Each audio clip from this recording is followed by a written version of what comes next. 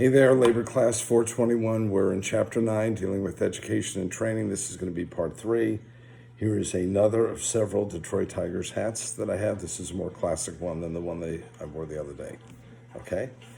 Enough for that as we take our baseball hat tour.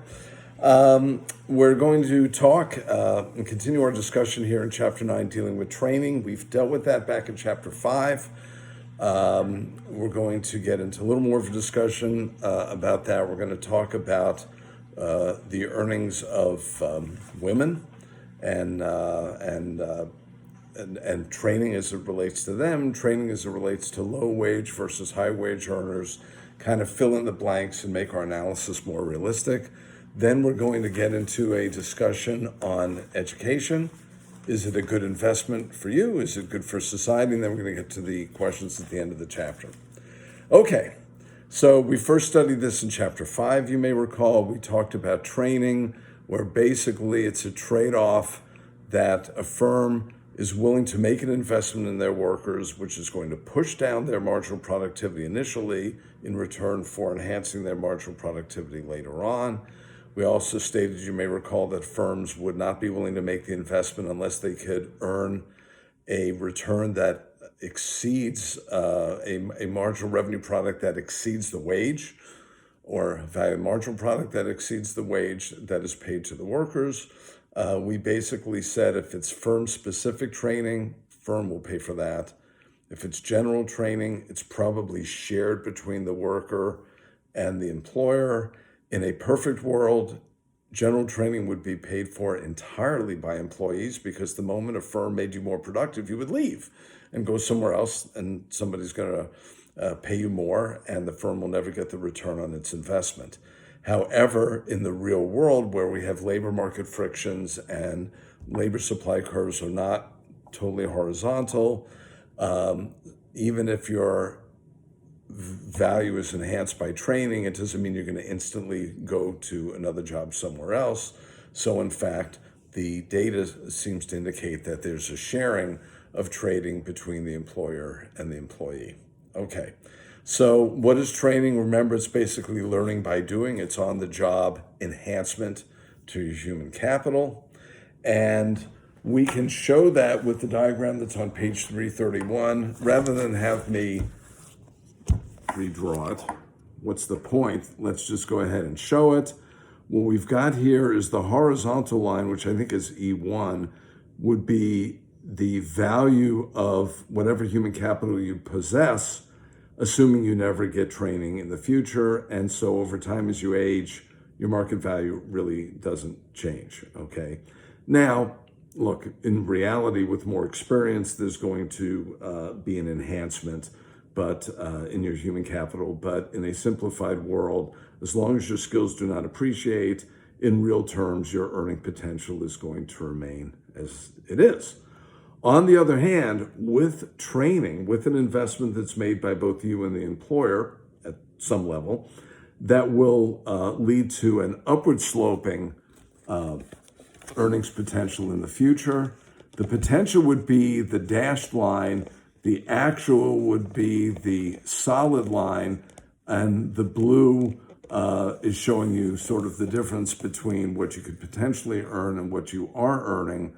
And the reason for that is, as long as you're undergoing training, you are depressing your wages, at least to some degree, because you're not as productive as you would otherwise be at that moment, because you're taking time out to go ahead and train.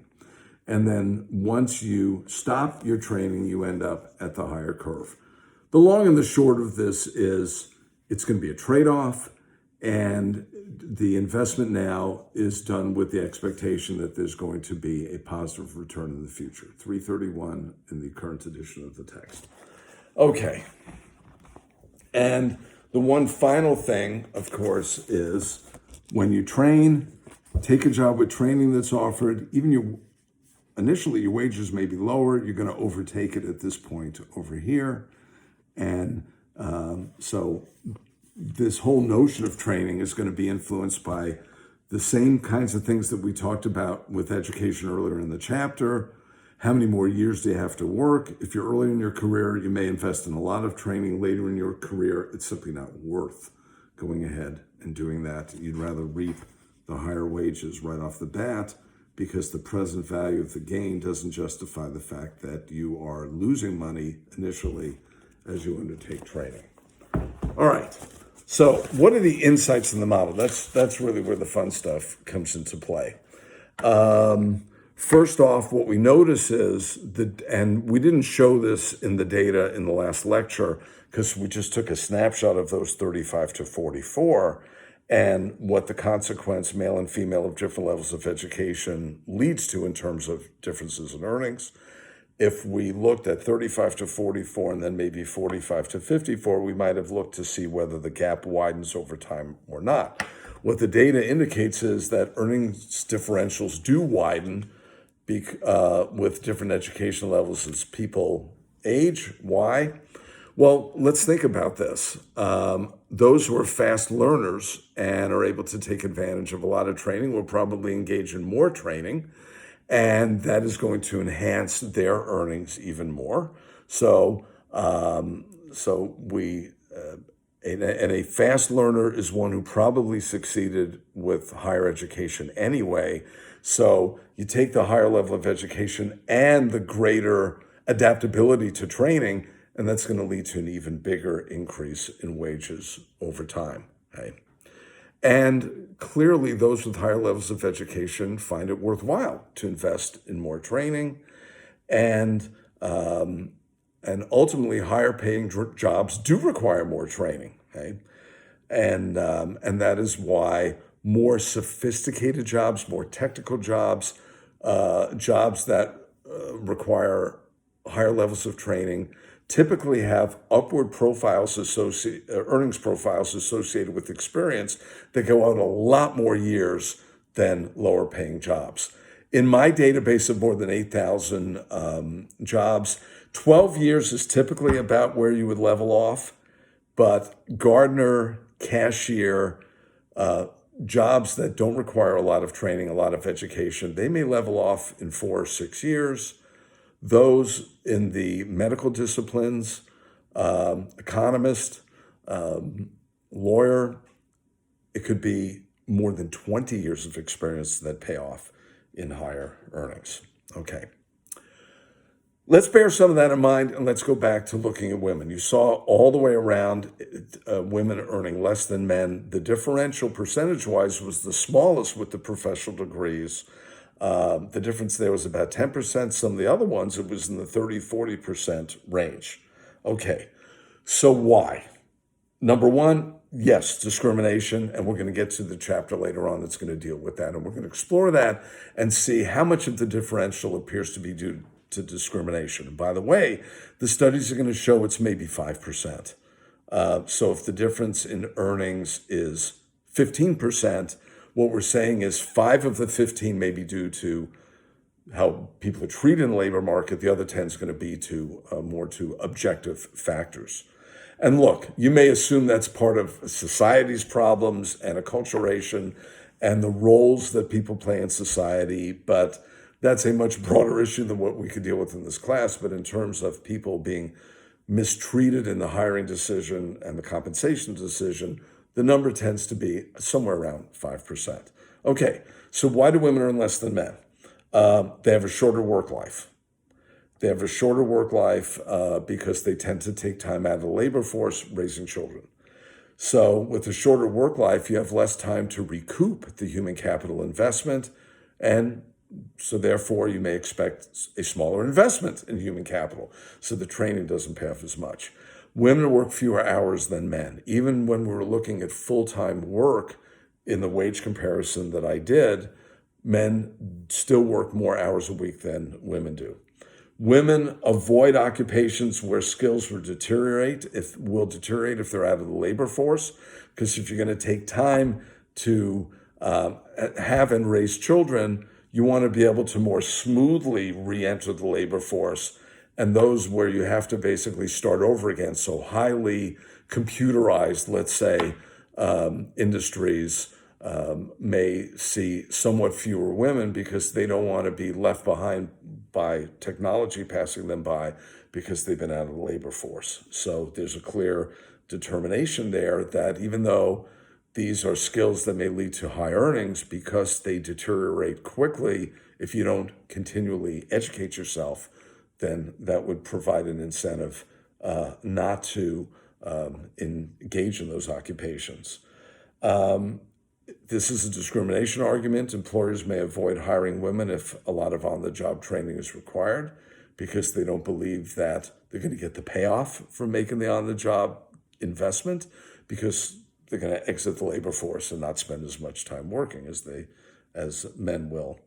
Women themselves may choose less training for a lot of reasons that I think you've kind of figured out already and we've talked about. But it is clearly the case that occupational choices are changing.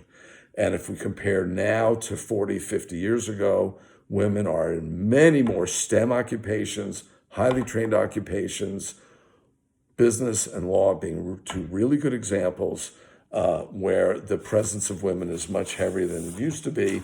But if we're looking at the earnings of someone 35 to 44, they were making education decisions 15 to 25 years ago, and so may not have as much of the investment and therefore is not paying off as much because of, again, changing kind of social environment.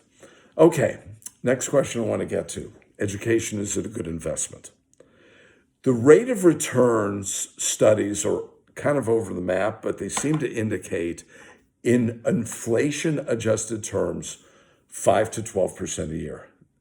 Similar to other kinds of investments, like investments that businesses would make. So it seems to be a pretty good rate of return. But here's the problem with looking at those raw numbers, like what do you earn with a college degree versus a high school degree, and say, wow, you earn so much more, this works into so much percent return, and therefore education's a good deal, and how dare you just stop at high school, okay, if you can avoid that. Here's the problem. There's a strong argument that the returns to education are actually overstated. Why? Who goes on to college? It wasn't a random decision in high school. They didn't. The school didn't take 75% of the graduating class and say, you go to college and the other 25% are going to have to go into the workforce. No, there's self-selection that's going on. So those with the greatest capability are going to go on to college. And therefore, they may have succeeded in whatever they did. Even if they were denied going on to college, but simply got a job out of high school, their natural abilities, their drive, their organization, whatever the things that ultimately determine success, may have applied to a job out of high school, and therefore they would have done well anyway. Okay, and we don't have the benefit of an experiment that forces people to go one way or the other.